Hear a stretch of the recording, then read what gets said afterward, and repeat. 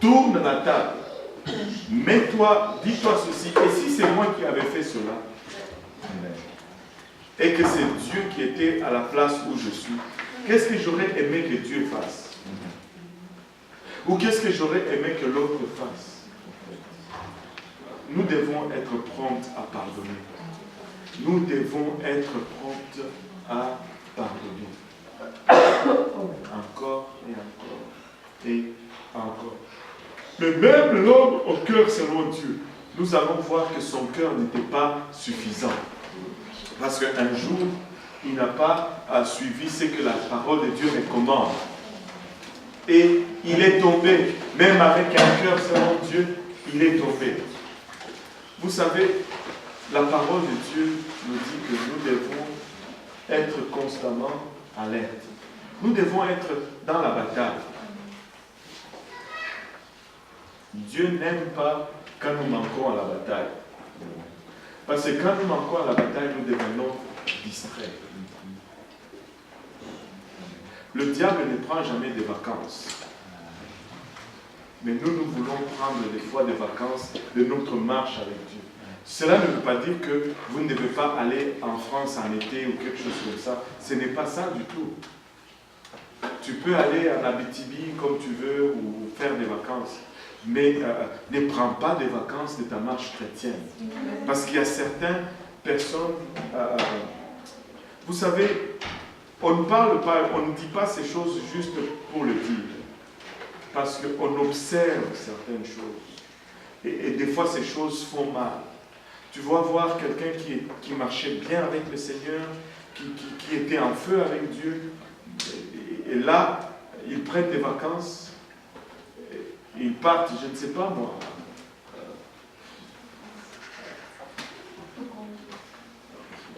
Je vais chercher une place pour ne pas offenser personne. Ils partent à Chibougamau ou quelque chose. Mais là, quand ils reviennent, ce n'est plus la même personne qui était partie. Vous savez, il n'y a rien qui fait aussi mal à un berger que cela. Et quand tu es parti, tu étais une personne et tu rentres, tu es une autre personne. La flamme n'est plus là. La passion n'est plus là. Et tranquillement, je vous dis, je peux regarder. Il y a certaines personnes, non seulement dans notre congrégation, mais celle qui me frappe le plus, ce n'est pas dans notre congrégation, mais c'est ici à l'église. Je me dis toujours qu'il aurait été mieux pour cette personne de ne jamais prendre ce voyage. Quelqu'un qui n'est pas dans la congrégation francophone. Et le potentiel était là.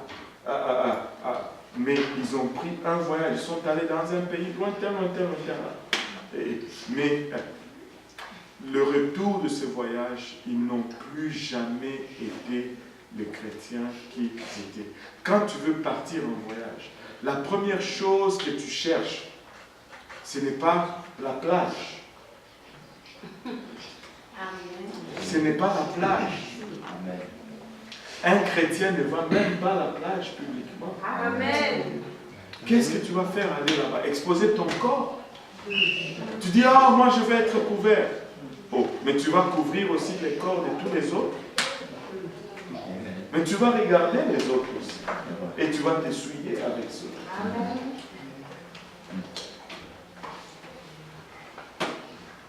Et ils sont partis dans ce voyage, ils sont retournés et ils n'ont plus jamais été les mêmes. Et ça fait mal. Ça fait très, très, très mal.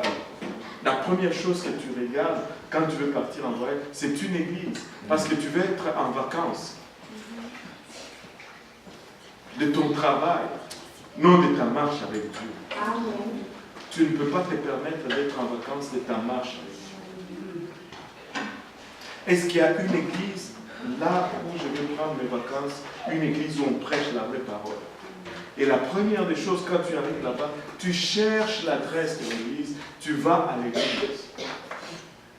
Présente-toi au pasteur, je viens de telle ville, mon pasteur c'est tel, et je suis ici pour autant de jours. Comme ça, tu sais que même si tu n'as pas le goût d'aller à l'église, parce que tu t'es déjà présenté, il va te chercher. Ça va te forcer. Des fois, tu dois te mettre des pièges qui vont te forcer à venir. Amen. Et tu vas à l'église.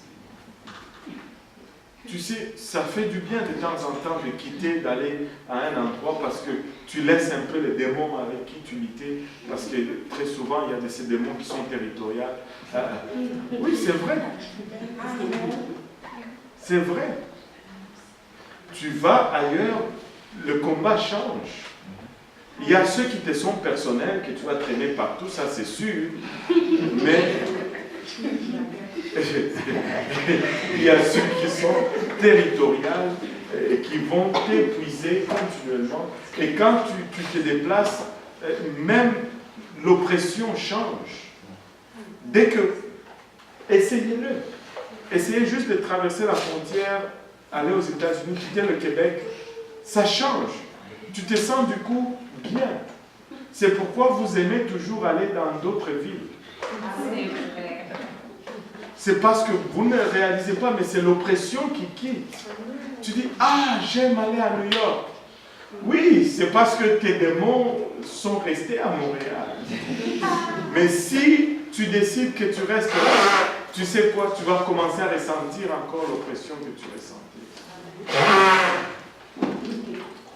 Ils vont t'identifier. Ah, tu veux faire la guerre ici maintenant, attends. On va changer l'affaire. Et ils vont être sur toi. Anyway, je veux conclure. C'est pourquoi je ne vais pas prendre de questions. Je veux juste conclure. Après. Maintenant, où est-ce que j'en étais même? Je ne sais même plus. Là, Esther rit de moi. David qui a pris des vacances. David a pris des vacances. Il est resté chez lui au lieu d'aller à la guerre. Et là, il est resté chez lui, je ne sais pas qu'est-ce qu'il est allé faire sur le toit. Il est allé se promener sur le toit, mais de son toit, il a vu une femme qui était en train de se baigner. Et quand...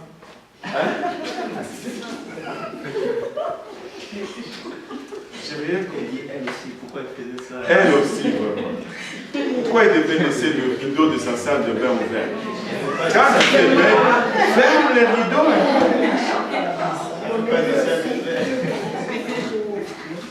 Bon, anyway. Vous savez comment elle s'appelle? Moi, je suis sûr que c'était tous des anglophones. Bathsheba. C'était tout un train. Bath, she really bad.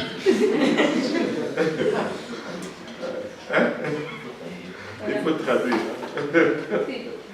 Aïe, aïe, aïe. Et il a vu et il a convoité. Et il a fait appeler. Ils ont eu une affaire.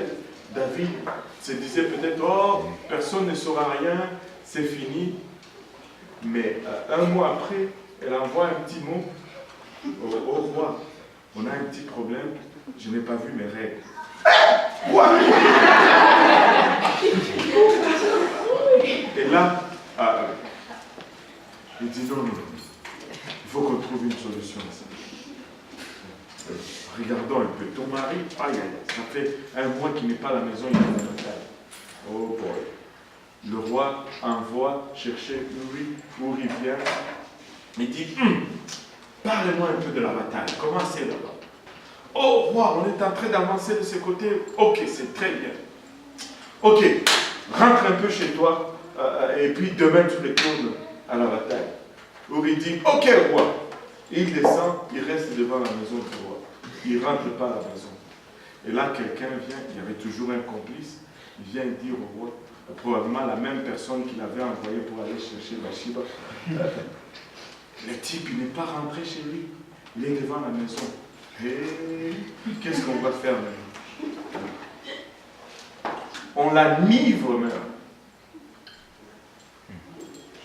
Il dit, mais le roi le fait rentrer. Hé, va chez toi, qu'est-ce que tu fais devant? Je t'ai dit d'aller chez toi. roi, comment est-ce que je peux, moi, aller coucher dans le lit de ma femme, alors que mes frères sont au champ de la bataille?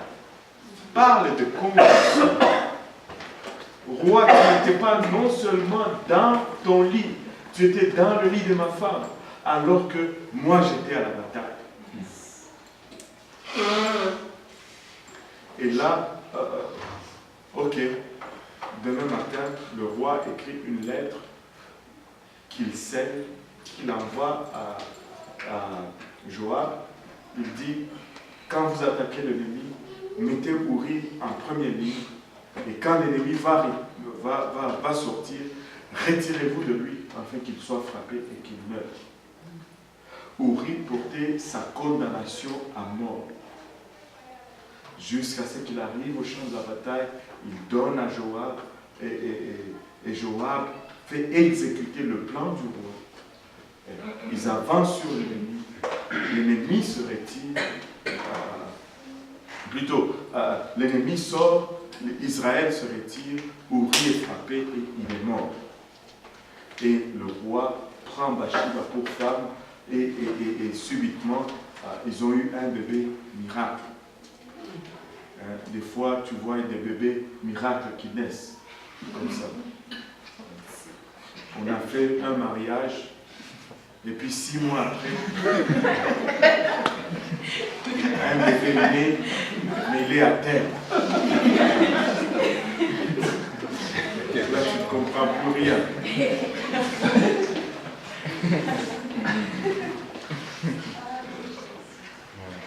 Aide-nous, Seigneur. Le sexe avant le mariage, c'est péché. Amen.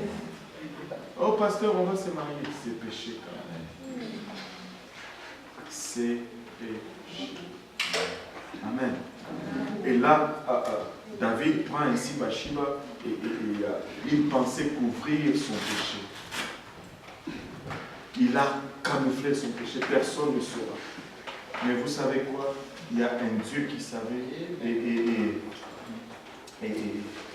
on va dire un psaume qu'il a écrit. C'est le psaume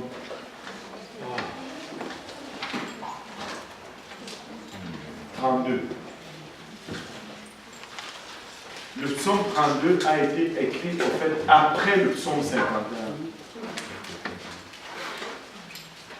Heureux celui à qui la transgression est remise. Heureux celui à qui la transgression est remise. À qui le péché est pardonné. Heureux l'homme à qui l'Éternel n'impute pas l'iniquité. Et dans l'esprit duquel il n'y a pas de fraude. Tant que je me suis tu, mes os se consumaient. Mes os se consumaient. Je gémissais toute la journée. Je gémissais toute la journée. Car nuit et jour, ta main s'appesantissait sur moi. Ma vigueur n'était plus que sécheresse comme celle de l'été. Je t'ai fait connaître mon péché. Je n'ai pas caché mon iniquité. J'ai dit, j'ai avoué mes transgressions à l'Éternel, et tu as effacé la peine de mon péché. Waouh, pause. Et quand j'ai avoué ma transgression à Dieu, il me l'a effacée. David dit ceci, confesse à l'Éternel ton iniquité. Demande pardon à Dieu. Tombe devant la face de Dieu. Parce que du temps que tu ne règles pas cela avec Dieu, sa main va s'appesantir continuellement sur toi. Et après cela, Qu'est-ce non, c'est bon. Je veux dire, après la scène,